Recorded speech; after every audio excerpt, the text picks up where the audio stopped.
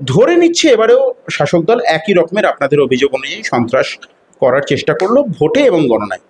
প্রতিরোধ করার সামর্থ্য রয়েছে? অবশ্যই। আমরা পঞ্চায়েত নির্বাচন থেকে শিক্ষা নিয়েছি। পঞ্চায়েত নির্বাচনে আমাদের যা জমায়েত ছিল শাসক দলের 3 গুণ। আরো এবং আরো মানে সেই সময় তো নির্বাচন কমিশন, রাজ্য নির্বাচন কমিশন, তাদের সাহায্য না পেলে গণনা লুট করতে পারত না। আমরা এই অভিজ্ঞতা নিয়ে এখন থেকে নির্বাচন কমিশনকে সতর্ক করতে চাইছি, এবং আমাদেরও নির্বাচন কমিশনেরও, তারাও তো এই অভিযোগ পেয়েছেন। শ্রীরামপুর সাব ডিভিশনের 5টা বিধানসভার গণনা একটা জায়গায় রাখতে চাইছে। তারা বিকেন্দ্রীকরণ করতে চাইছেন না গণনাকে, তারা একটা জায়গায় কেন্দ্রীভূত করে সবটা আঁটোসাঁটো নিরাপত্তার মধ্যে রাখতে চাইছে। পরিস্থিতির পরিবর্তন ঘটছে। 2023 আর 2026 এক নয়, এটা মনে রাখা দরকার। নমস্কার, আপনারা দেখছেন কবির সৌরভের ইউটিউব চ্যানেল, আপনাদের প্রিয় চ্যানেল কবির সৌরভের ইউটিউব চ্যানেল। দেখুন, মুর্শিদাবাদ, হুগলি, হাওড়া, পূর্ব বর্ধমান, পশ্চিম বর্ধমান, নদিয়া, উত্তর 24 পরগনা, দক্ষিণ 24 পরগনা, কলকাতা, বাঁকুড়া, পুরুলিয়া, বিভিন্ন জেলা ঘুরে পশ্চিম মেদিনীপুর একদম ভোটের সঠিক খবর, গ্রাউন্ড জিরো থেকে মাটি মানুষের খবর আপনাদেরকে দেখানোর চেষ্টা করে যাচ্ছি। যারা আমার রেগুলার দর্শক, নিয়মিত দর্শক, তাদের কাছে আমার বিনীত অনুরোধ, যদি চ্যানেলটি সাবস্ক্রাইব করেন, যাদের কাছে ভিডিও পৌঁছচ্ছে, আমরা মোটিভেটেড হব, আমরা উৎসাহিত হব। আপনার এই ইন্সপিরেশন আপনাদেরকে সঠিক খবরটা দেখানোর জন্য এত পরিশ্রম করে। ইনফ্যাক্ট আমি এখনো ট্রাভেল করছি, আপনারা দেখতে পাচ্ছেন ট্রেনে রয়েছে। 2টি পর্বে আপনারা দেখবেন হুগলি জেলার খুব ইন্টারেস্টিং একটা বিধানসভা, কিন্তু ডেমোগ্রাফি ওয়াইজ, পলিটিক্যাল সিগনিফিকেন্সের দিক থেকে জাঙ্গিপাড়া দেখুন। এবং আবারও বলছি, যারা নিয়মিত ভিডিও দেখছেন, যদি সম্ভব হয় চ্যানেলটি সাবস্ক্রাইব করুন, সঙ্গে থাকুন। আপনার এই ছোট্ট সাহায্যটুকু কিন্তু আমাকে মোটিভেট করবে।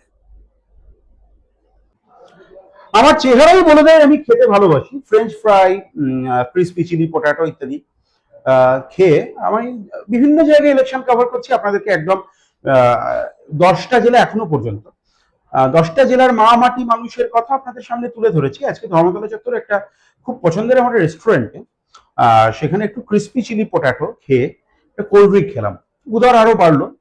তারপরে ভাবলাম যে একটু জাঙ্গিপাড়া যাই বুম্বাদার কাছে, কিন্তু কি করে যাব, এক প্রবল সমস্যা। আর ইউটিউব থেকে যে রেভিনিউ হয়, বারবার করে যদি নিজের চতুষ্চক্র যান, অর্থাৎ নিজের প্রাইভেট ভেহিকেলে বেরোতে হয়, তা আবার এখন ইলেকশন কমিশন নিয়ে নিতে পারে, এরকম একটা চাপ চলছে। তো তাহলে তো বাবা বাড়িতে ঢুকতে দেবে না। এরকম একটা সংকটের অবস্থায় জাঙ্গিপাড়া এলাম। হ্যাঁ, নিজের ভেহিকেলেই আসতে হলো। স্নেহাশিস চক্রবর্তী এখানকার বিধায়ক, এবং তিনি পরিবহন মন্ত্রী। সুদীপ্তদার কাছে এসছি। সুদীপ্ত সরকার, বামফ্রন্ট মনোনীত সিপিআইএম প্রার্থী। সুদীপ্তদা, আমার আপনার কাছে একদম প্রথম বক্তব্য, যদি দাদা যেতেন, একটু গণপরিবহনের ব্যবস্থা করবেন, নাহলে কিন্তু আপনার কাছে আসাটা অত্যন্ত ব্যয়সাপেক্ষ হয়ে যাচ্ছে। কেন গণপরিবহনের এত সমস্যা? এরকম ছিল না। একটা সময় ছিল যখন আমাদের এই গ্রামাঞ্চলের বুক চিরে ধান ক্ষেতের উপর দিয়ে, গ্রামের বাড়ির উঠোন দিয়ে একটা ঝিকঝিক করে হাওড়া থেকে চাঁপাডাঙ্গা মাটিন রেল চলত, এবং সেটাই মূলত আমাদের এখানকার যোগাযোগ ব্যবস্থা ছিল। 1970 সালের আশপাশ ট্রেনটা বন্ধ হয়।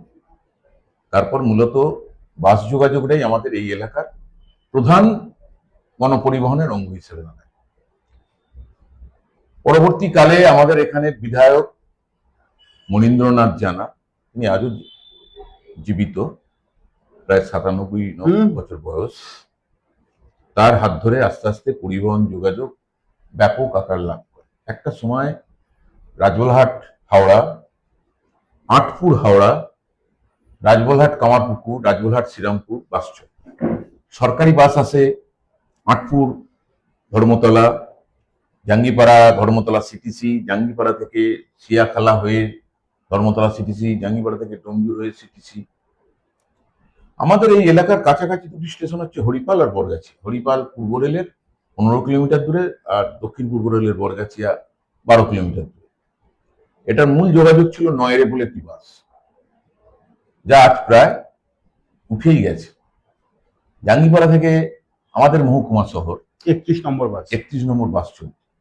সাব ডিভিশন সমস্ত কাজকর্ম, এসডি অফিস, আদালত, এছাড়াও নানা কাজে ছেলেমেয়েরা কলেজ যাওয়া, সেখানে মহকুমা হাসপাতাল, গ্রামের মায়েরা নানা পার্বণের আগে গঙ্গা চানে যাবেন, জাঙ্গিপাড়ায় চাপতেন, একদম গঙ্গার ধারে গিয়ে নামতেন, কোনো অসুবিধা থাকতো না। এখন সবটাই চলে গেছে। খুব দুঃখের বিষয়, বিধায়ক যেদিন পরিবহন মন্ত্রী হলেন, আমরা ভেবেছিলাম জাঙ্গিপাড়ার গণপরিবহন একটা বিশাল আকার নেবে। একটা বড় বাস টার্মিনাল হবে, সেখান থেকে নানা প্রান্তে বাস চলে যাবে।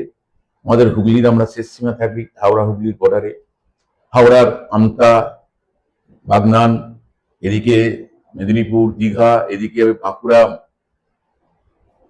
পুরুলিয়া, সদর শহর চুঁচুড়া, সাব ডিভিশন আমাদের শ্রীরামপুর, হাওড়া, ধর্মতলা, প্রচুর বাস পাবো। আশ্চর্য বিষয়, পরিবহন মন্ত্রী হয়ে যেটা করলেন, 15 মিনিট ছাড়া যে বাস চলতো 31 নম্বর রোডে, সেই বাসগুলো উঠে গেল, একটা বাসও আর চলে। আমাদের যুবরা, এখানে ছাত্র যুবরা নানাভাবে এই আন্দোলন সংগঠিত করেছে যে সমস্ত বাসগুলোকে চালু করতে হবে, 9 রোডে বাস বাড়াতে হবে, 31 নম্বর বাস চালু করতে হবে। ভিডিও ডেপুটেশন দেওয়া হয়েছে। ভোটের আগে একটা আইওয়াস হয়েছে রাজুরহাট থেকে শ্রীরামপুর, এখন দুটি বাস যাচ্ছে, সাধারণ যাত্রীদের কোনো কাজে লাগে না, তারা তাদের খেয়াল খুশি মতন যায় আসে। আর জাঙ্গিপাড়া থেকে যে সরকারি বাস, সেগুলো তো অনেক কমে গেছে। আমাদের সিএসটিসি চলতো, সিটিসি বাস চলতো, ডেলি প্যাসেঞ্জাররা নিয়ম করে সেইটা ঘড়ি ধরে এই বাসকে তারা অ্যাটেন্ড করতেন, অফিসে যেতেন, নির্দিষ্ট সময়ে পৌঁছতেন, ফিরে আসতেন, সবটাই ছিল বাসের উপর নির্ভর। কিন্তু যেদিন থেকে পরিবহন মন্ত্রীকে পেয়ে আমাদের আকাঙ্ক্ষা বাড়তে শুরু করেছিল, সবটাই হতাশায় পরিণত হয়েছে। আমরা এই পরিবহন মন্ত্রীকে এবার ছুটি দিতে চাইছি। জাঙ্গিপাড়ার মানুষ অতিথি বৎসল, উনি আমাদের অতিথি ছিলেন, মাথায় করে রেখেছিলাম আমরা। মন্ত্রী হিসেবে উনি ব্যর্থ। আমরা এবার ওনাকে বলছি বিশ্রামে। জাঙ্গিপাড়ার মানুষ বলছেন বিশ্রামে। এটাই এখন জাঙ্গিপাড়ার মানুষের প্রথম কথা। দ্বিতীয় বিষয় হচ্ছে, জাঙ্গিপাড়া বিধানসভা এলাকায় দুটি বড় হাসপাতাল আছে। একটা আমাদের জাঙ্গিপাড়া রুরাল হসপিটাল, কামি হসপিটাল, আর একটা আইয়া প্রাথমিক স্বাস্থ্যকেন্দ্র। রুগী সেখানে গেলে বিশেষজ্ঞ চিকিৎসকের অভাবে সাথে সাথেই তাকে রেফার করা হচ্ছে হয় শ্রীরামপুর, নয় কলকাতার কোনো হাসপাতালে। আর অ্যাম্বুলেন্স নিয়ে যাওয়ার মাঝপথেই বেসরকারি নার্সিংহোমেতে রুগীর অবস্থা খুব খারাপ, এখনই ভর্তি করে দিতে হবে, এই বলে রুগীর পরিবারকে ভয় দেখিয়ে বেসরকারি চিকিৎসার মধ্যে নিয়ে যেতে বাধ্য করা হচ্ছে। রুগীর পরিবার তারা ওই স্বাস্থ্যসাথী কার্ড আছে ভেবে বিনা পয়সা হবে ঢুকে গেল, হাঁড়ি কাটে মাথা দিল। শেষে যখন 1 সপ্তাহ বাদে বিল হলো, 2 লাখ টাকা বিল, আর সরকার দিল সেখানে 15,000 টাকা, 20,000 টাকা, তখন তাদের সর্বশান্ত হওয়ার অবস্থা। আমরা এই বিষয়টাকেও চাইছি যে অতীতে আমাদের এই হাসপাতালে যেমন সুনাম ছিল, একটা সময় ছিল যখন সুদর্শনবাবু মন্ত্রী ছিলেন, তিনি কলেজ করেছেন, জাঙ্গিপাড়া হাসপাতাল সংস্কারের জন্য টাকা এনেছেন, ওটি তৈরি হয়েছে, বিল্ডিং তৈরি হয়েছে, আরো এসেছিল এফসিআর গোডাউন, তার টাকা, আইটিআই কলেজের টাকা, সব বাবা আমলে সুদর্শনবাবু স্যাংশন করা জিনিস। মান্ডিটা এনারা করেছে, কিন্তু সেগুলো করতে গিয়ে আমরা তখন সেই জমির আন্দোলনের চাপে মানুষের কাছ থেকে জমি নিতে পারিনি। টাকা পড়েছিল, সেই টাকা উনি বিধায়ক হয়ে পরিকল্পনা করেছিলেন হুগলি জেলার সর্বোৎকৃষ্ট ধানের বীজ তৈরি হতো জাঙ্গিপাড়া। হুগলি জেলার চাষিরা জাঙ্গিপাড়া ফার্মের ধান বীজ নিয়ে তারা ধানের বীজ তৈরি করে রোপণ করতেন জন্য। এখন আর সেই বীজ তৈরি হয়নি, কারণ এই ধান চাষের জমিগুলো, বীজ তৈরি হওয়ার জমিগুলো এখন ওই কিষাণ মান্ডি হয়েছে, আইটিআই কলেজ হয়েছে, আইটিআই কলেজের কোনো সুনির্দিষ্ট পরিকল্পনা নেই, যোগাযোগ ব্যবস্থার অভাবে এখানে কেউ পড়তে আসে না, আর হয়েছে এফসিআর গোডাউন। কৃষি জমি, ধান্য গবেষণা ক্ষেত্র সব শেষ হয়ে গেছে, লাঠি উঠে গেছে। আমরা এই ব্যবস্থাগুলোরও পরিবর্তন চাইছি। আমরা আমাদের এখানকার স্থানীয় আমরা কি করতে পারি তার ভিত্তিতে আমরা ইশতেহার তৈরি করতে দিয়েছি। 2-4 দিনের মধ্যেই এসে যাবে, আমরা মানুষের কাছে নিয়ে যাব। আমাদের প্রধান ফসল এখানে ধান আর আলু।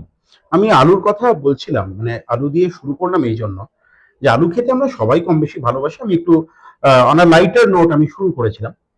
আহ, আলু, এই সিঙ্গুর এই বিস্তীর্ণ অঞ্চলের আলু হচ্ছে পশ্চিমবাংলার মধ্যে সব থেকে উৎকৃষ্ট মানের আলু। আলু চাষিদের একটা প্রবল সমস্যা, এটাকে একটু, এই বিষয়টা একটু বলুন তো। আপনারা যদি কোনোভাবে জিততে পারেন আপনারা কি করবেন? কারণ বিজ্ঞানের অগ্রগতি হয়েছে, হুম। বিজ্ঞানীরা, কৃষি বিজ্ঞানীরা উন্নত মানের বীজ তৈরি করেছেন, তার সঙ্গে বলছেন এই বীজের সঙ্গে এই সার, এই কীটনাশক ওষুধ ব্যবহার করো, চাষিরা ব্যবহার করছেন, ফলন দ্বিগুণ হচ্ছে। কিন্তু উৎপাদিত ফসল বিক্রি করার বাজার হচ্ছে না। তার জন্য দায়ী রাজ্যের সরকার এবং কেন্দ্রীয় সরকার।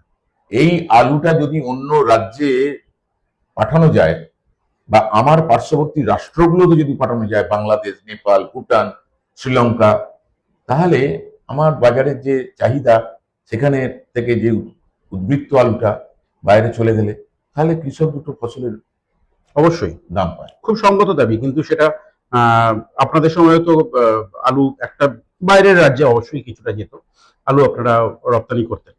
এই সময় আলু রপ্তানির বাস্তবতা সম্পর্কে আপনার কি বক্তব্য? আদৌ কতটা বাস্তবসম্মত সেটা? আমাদের সময় প্রতিদিন তারকেশ্বর থেকে একটা করে রেক যেত, হুম। আসামে যেত, নানা রাজ্যে যেত। হুম। এইরকম অধিক ফলন হয়েছিল 2005 সালে, হুম। প্রচুর আলু উৎপাদিত হয়েছিল। হুম। কৃষক তখন সেই ফসলকে কিভাবে মজুত করবে সেই নিয়ে মাথা ব্যথা ছিল, সরকারেরও ছিল। কারণ এখন যত হিমঘর, তার যা ক্যাপাসিটি 2005-এ ছিল না। তারপর সরকার ভর্তুকি দিয়ে অনেক হিমঘর তৈরি করিয়েছে। কিন্তু রাজ্যে যেহেতু বামফ্রন্ট সরকার ছিল, কৃষক দরদি সরকার, তারা কোঅপারেটিভের মাধ্যমে আলু কিনতে শুরু করেছিল। সেই সময় আলু বীজ কেনা হতো খুব বেশি হলে 500 থেকে 700 টাকা বস্তা, সারের দাম ছিল 700 থেকে 800 টাকা বস্তা, খরচ ছিল অনেক কম। তা সত্ত্বেও সেই সময় সরকার আলু কিনেছিল 900 টাকা কুইন্টাল। আর এবারে সরকার কিনছে 20 বছর বাদে, 21 বছর বাদে সরকার কিনছে 950 টাকা কুইন্টাল দামে। ঘোষণা হয়েছিল, কেনা শুরু হয়নি। এবং বিষয়টা হাস্যস্কর, যে সার 800 টাকা দাম ছিল, সেই সার বস্তায় 2000 টাকার উপরে দাম। যে বীজ 500-600 টাকা ছিল, সেটা কিনতে হয়েছে 2000 থেকে 2500 টাকা। তারপরে আনুষঙ্গিক যা খরচ, পেট্রোল ডিজেলের দাম বাড়ার ফলে কৃষিজ যন্ত্রপাতির ব্যবহারের যে খরচ, শ্রমিকের যা খরচ, এটা করে আর এখন যা চাষি দাম পাচ্ছে, তাতে ওই 950 টাকা কুইন্টাল, আমরা বলেছিলাম 1300 টাকা ন্যূনতম, কৃষক সমিতি খেত মজুর দাবি করেছিল 1300 টাকা কুইন্টাল। আর পরে আমরা পার্টিগতভাবে দাবি করেছিলাম অন্তত 1200 টাকা কুইন্টাল ধরে কিনতেই হবে। সরকার সেখানে ঘোষণা করলো 950 টাকা। ঘোষণাটাই স্যার, এখনো পর্যন্ত আলু কিনতে রাস্তায় নামেনি সরকার। এই ব্যবস্থাটার পরিবর্তন দরকার। মানুষ আলু নিয়ে এবারে নাজেহাল। বন দিচ্ছে পঞ্চায়েত, পঞ্চায়েতের বাবুদের বাড়িতে গিয়ে বলে দেখছে বন মিলছে না, বল যাচ্ছে শাসক দলের নেতাদের কাছে, তারা তাদের ব্যবসাদারদের কাছে দিয়ে দিচ্ছে, অথবা তারা নিজেরা হিমঘরে মজুত করছে, ভবিষ্যতে দাম পেলে সেটা চড়া দামে বিক্রি করবে। এই চলছে। ফোরেবাজ, দালাল এবং শাসক দলের নেতারা সব মিলিয়ে এবারে আলু চাষিদের সর্বনাশ করেছে।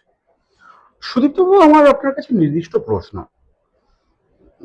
আপনারা অত্যন্ত টু দ্য পয়েন্ট ইস্যু ভিত্তিক রাজনৈতিক কথা বলেন, কিন্তু বাস্তব একদম অন্য কথা বলে। যদি আমি ভোটকে প্যারামিটার ধরি, সমর্থনকে প্যারামিটার ধরি, ভোট পান না।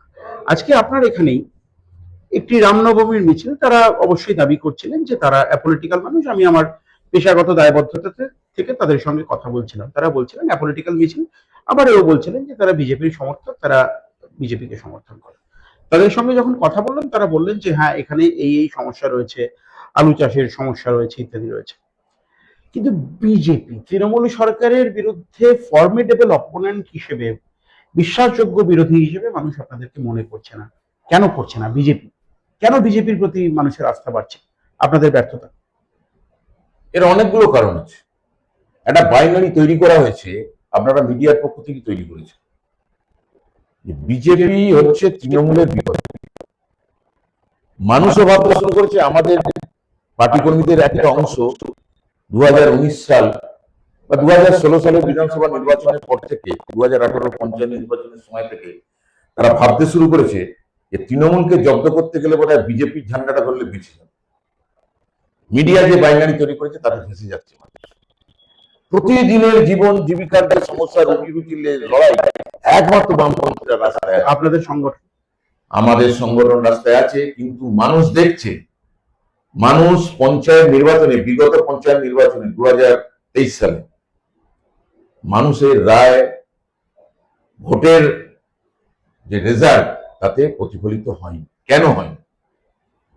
আমরা যখন কাউন্টিং এ ঢুকলাম, আমাদের কর্মীরা যখন ঢুকলেন, আমি তখন পার্টি কেন্দ্রের দায়িত্বে, যারা দায়িত্ব নিয়ে যাচ্ছেন যতগুলো টেবিলে তাদেরকে সবাইকে নিয়ে ফোনে বলছেন যে আমরা প্রথম লাইনে দাঁড়িয়ে আছি, বিজেপিরও কেউ নেই, তৃণমূলের কেউ নেই। তাহলে কি ও অপবাদ দিয়ে দিল না? জাঙ্গিপাড়া এলাকায় পঞ্চায়েত নির্বাচনের সময় ঝড় উঠেছিল, তখনই মানুষ পরিবর্তন চেয়েছিলেন জাঙ্গিপাড়া। পরে মানুষ বলেছেন আমাদের, আমরা যে এত ভোট দিলাম তাহলে কি করে তৃণমূল জিতল? গণনা কেন্দ্রের ভেতরে তোমরা লাঠি সোটা নিয়ে ঢুকতে পারোনি? না, গণনা কেন্দ্রকে ত্রিস্তরীয় বলয়ে নিরাপত্তায় ঢেকে রাখা হয়েছিল। কিন্তু যিনি আরো তার সাহায্য নিয়ে আমাদের কর্মীরা ঢুকে দেখতে পেয়েছে যে প্রথম 3টি দল, সর্বভারতীয় দল, ভারতের কমিউনিস্ট পার্টি, মার্ক্সবাদী, ভারতীয় জনতা পার্টি, জাতীয় কংগ্রেস এবং সর্বভারতীয় তৃণমূল কংগ্রেস 4টে করে চেয়ার রেখেছিল। ঢুকে দেখছে 4টে চেয়ারে 4 জন বসে আছে। সবার প্রথমে ঢুকছে আমাদের পার্টি কর্মীরা, ঢুকে দেখছে চেয়ারে বসে আছে 4 জন করে শাসক দলের কর্মী। সামনে যারা ভেতরে বসে আছে, যে অফিসাররা গণনায় আছেন, তাদের কাছে অভিযোগ জানাচ্ছেন, তারা চুপচাপ।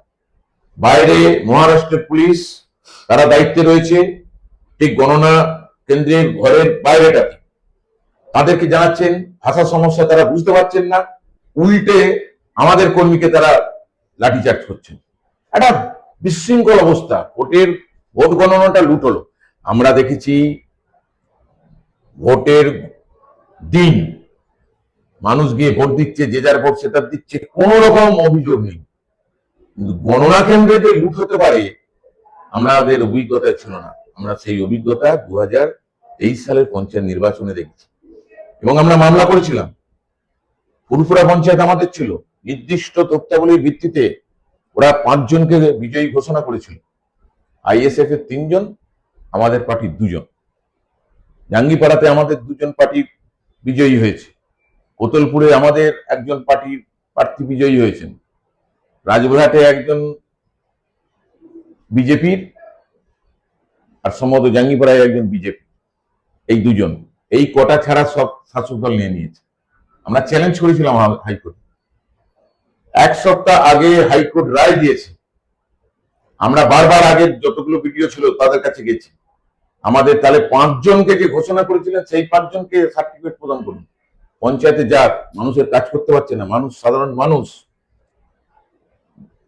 তারা চাইছে, এই পঞ্চায়েত সদস্যদের কাছে যাচ্ছে, তাদের কাছে স্ট্যাম্প নেই, সই করতে পারছে না, সমস্ত রকম উন্নয়নমূলক কাজ থেকে তারা বঞ্চিত হচ্ছে।